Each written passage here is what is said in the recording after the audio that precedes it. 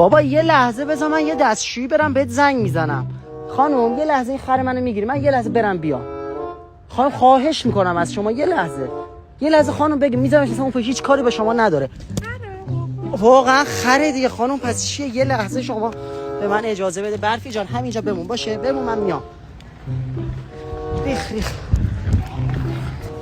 معذرت میخوام ازتون، من میخوام برم به این آدرس. شما میدونید از کجا باید برم؟ این آدرس پایینیه.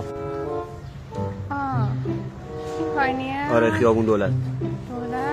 این چهارراه رو بریم پایین سمت راست.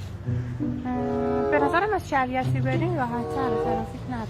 ممنونم ازت. دست شما درد نکنه، لطف کردین.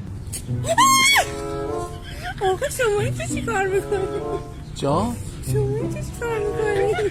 من خرم دیگه. بابا من همین الان صاحبم اومد اینجا 2 ساعت دنبال سرویس برداشتی میگرده، من آورده گذاشته اینجا. تشنمه گشتمه، هیچی نخوردم از صبح. خانم فرار میکنم ها. من اهلی نه خانم، چی الکی؟ من اهلی نیستم ها.